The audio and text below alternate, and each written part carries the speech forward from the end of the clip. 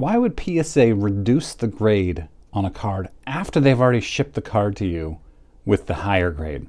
And what do you do about it after? Let's talk about it. Hey, it's Mike. Thanks for tuning back in. So weird one here. And first of all, I don't do TikTok, and I don't remember who sent me this TikTok, so I'm sorry. I can't give you credit. But I actually created a TikTok account just so I could message this guy. It is, he goes by Pokey ASMR. His handle on TikTok is at Pokemon TCG ASMR.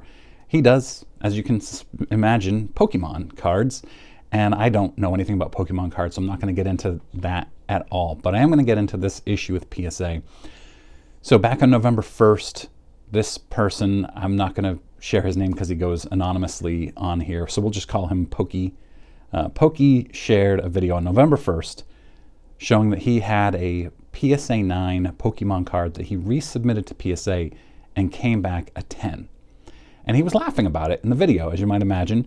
We see these videos all the time here on YouTube. People resubmitting, even saw a 6 get resubmitted to a 10 recently. He got 15,000 views on this video, and he's laughing, and his caption was, "Lost all faith in grading, #PSA." So I don't know if there's some PSA spite that has anything to do with this. It's certainly an interesting situation, but November 17th, he posts another video saying that a week after his original video posted, the certification online showed that it had been dropped to a 10, to a 9 on the website, on PSA's website. So it's interesting, right? Like, he posts a video that he got a card from 9 to a 10. And he laughs at them, and then they reduce the grade back down to a 9. It's odd. So he emails them, and they called the 10 an unverified grade. In quotes, unverified grade. They asked him to mail the slab back to him so they could reholder it as the 9 that it's supposed to be. He replied back to them saying, "That is insane." And I'm kind of with him here, as you can imagine. And by the way, I have PSA slabs. I like PSA. I use them particularly for autograph authentication because there isn't much competition.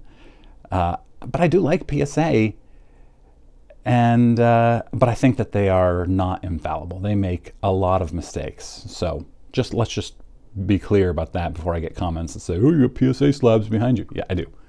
So in his response, he also says he has the card. It's a 10. Why would he send it back to them? He says that the value difference, and I didn't confirm this, but he says the value difference is $140, which seems perfectly reasonable between a 9 and 10.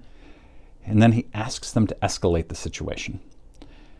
PSA then replies back offering to reimburse him the cost of grading, which was $15, or provide him a $25 voucher.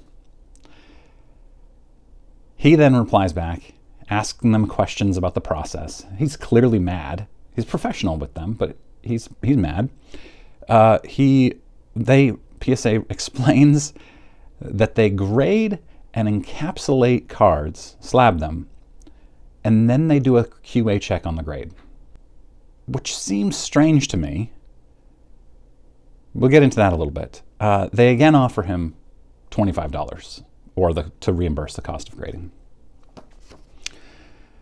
He replies back, refusing to return the card, which I understand. I mean, it's a 10. He has a 10.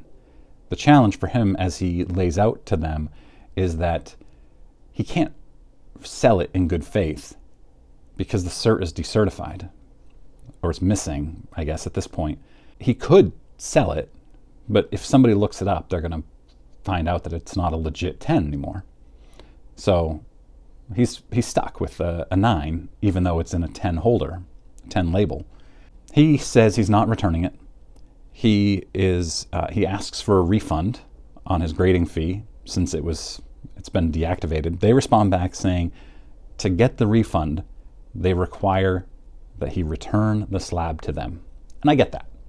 They're not going to provide him with any monetary return any sort of refund without having the slab back in their hands. They also deactivated the cert at this point too, because he was not willing to send the slab back to them. So I messaged him and I said, hey, can you send me your emails? And he sent me all the emails back and forth. I asked him, has there been any update? Because it had been a few weeks at this point. And he said, no, they have not talked to him. He still had the slab. This was probably 10 days ago or so. So I tweeted at Nat Turner on Twitter.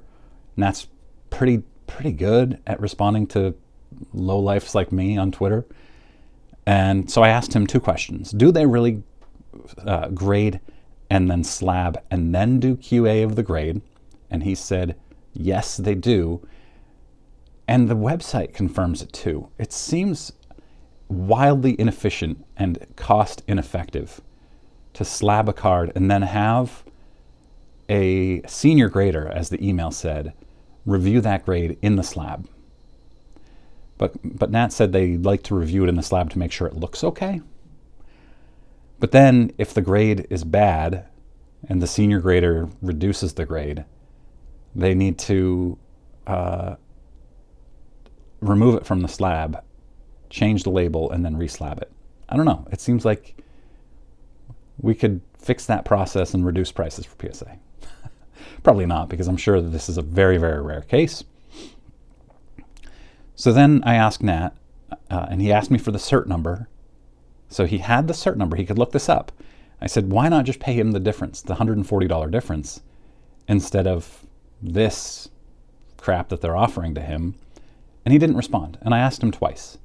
I tweeted the same question at him twice, and he just stopped responding. So I thought, well, maybe they're working it out with this Pokey. Maybe they're working it out with him. And I've emailed Pokey a few times since then, saying, any update? I tweeted it at Nat. I haven't heard back. And I went onto his Twitter, onto his TikTok this morning, and the video is still there. And it's pinned, in fact. It's his top pinned video. So I don't know. It's still clearly an issue. And after filming this episode, I did hear back from Pokey confirming that he has not heard from PSA since all of this happened. So what do you think about this? Is this normal? Do you think, first of all, do you think they should QA post-slab? But also, do you think that they should be providing him the value difference between the 10 and the 9, since they're reducing this?